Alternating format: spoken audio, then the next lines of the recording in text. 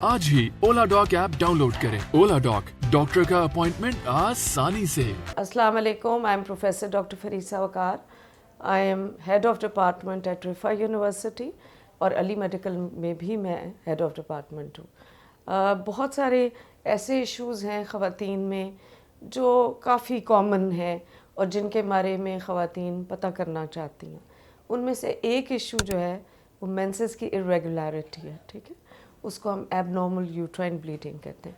As के हिसाब से इसके डिफरेंट कॉजेज़ हो सकते हैं, लेकिन हम जो कंसर्न्ड होते हैं वो लेट एज में अगर ब्लीडिंग हो तो उसकी वजह से हम ज़्यादा कंसर्न्ड हैं। यंग एज में आम तौर पे इरेगुलर मेंस्ट्रुअल साइकिल जो होती है वो होती है हार्मोनल इम्बैलेंस की वजह से, और हार्मोनल इम्बैलेंस का सबसे कॉमनेस्ट कॉज जो है वो PCO है, पॉलीसिस्टिक ओवेरियन डिजीज़ या सिंड्रोम, ठीक है।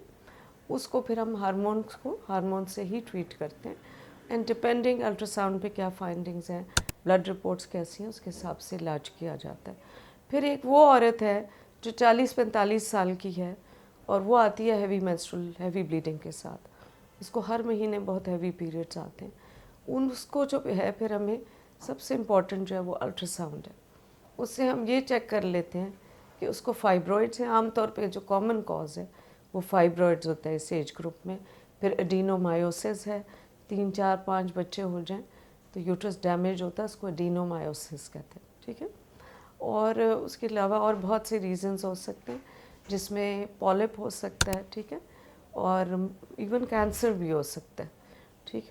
तो इन सारी की हम पहले एक अल्ट्रासाउंड करके असेसमेंट कर लेते हैं, और अगर ज़रूरत हो तो फर्दर जो है जैसे CT स्कैन है, MRI है, ये चीज़ें भी कराई जा सकती हैं।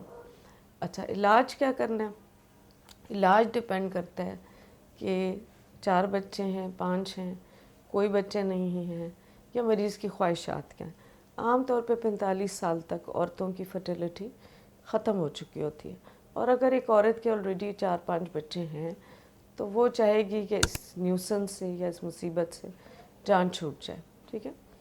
अगर कोई कॉज नहीं नज़र आता, अल्ट्रासाउंड करते हैं, यूट्रस नॉर्मल साइज़ है, कोई इशू नहीं है, तो उसमें मेडिकल ट्रीटमेंट की जा सकती है, यानी दवाइयों के ज़रिए। और मायरीना एक ऐसा कॉइल है जिसमें लीवोनॉर्जेस्ट्रिल यानी प्रोजेस्टेरॉन होता है, वो अंदर रख दिया जाता है यूट्रस के अंदर, और ब्लीडिंग जो है वो रुक जाती है, ठीक है। एक ही इलाज है।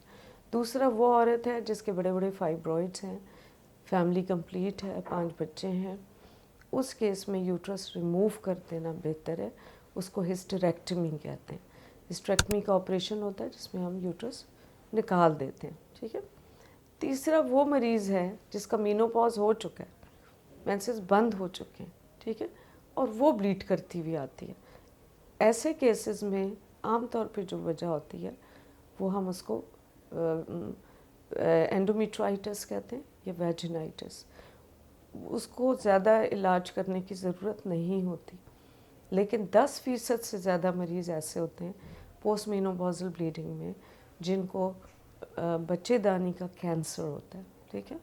उस सूरत में ऑब्वियसली हम यूट्रस भी निकालेंगे, ओवरीज भी निकालेंगे, और ज़रूरत अगर पड़ेगी तो शुआएँ भी लगाएंगे जिसको रेडियोथेरेपी कहते हैं, और या कीमोथेरेपी भी कर सकते हैं। अब ये मुख्तलिफ वो मरीज़ हैं जिनको ऑपरेशन की ज़रूरत है, ठीक है। और अगर कैंसर सर्विकल कैंसर है तो उसका इलाज ऑपरेशन से बेहतर है कि ना किया जाए। उसमें जो है शुआएँ रेडियोथेरेपी बेहतर ऑप्शन है, ठीक है। और स्टेजिंग करते हैं हम कि ये स्टेज 1 है, 2 है, 3 है या 4 है। और सर्विकल कैंसर में स्टेज 1 तक सर्जरी जायज़ है, उसके बाद radiotherapy is a better option. तो ये जो ब्लीडिंग का प्रॉब्लम है ये सबसे कॉमन है। बच्चियाँ माएँ बच्चियों को लेकर आती हैं, दरमियानी एज की औरतें आती हैं, बूढ़ी औरतें आती हैं, पोस्ट मेनोपॉज़ल औरतें आती हैं, और कई दफ़ा शर्म के मारे वो अस्पताल आते नहीं और एग्जैक्ट कॉज हमें पता नहीं चलता। लेकिन जब आ जाते हैं अस्पताल और हम उनको इन्वेस्टिगेट कर लेते हैं तो हर तरह के एज ग्रुप के लिए इलाज मुमकिन है, जैसा कि मैंने आपको बताया है। शुक्रिया। पाकिस्तान के टॉप डॉक्टर्स के साथ अपॉइंटमेंट बुक करें, वो भी पेशेंट फीडबैक देखते हुए। आज ही ओला डॉक ऐप डाउनलोड करें। ओला डॉक, डॉक्टर का अपॉइंटमेंट आसानी से।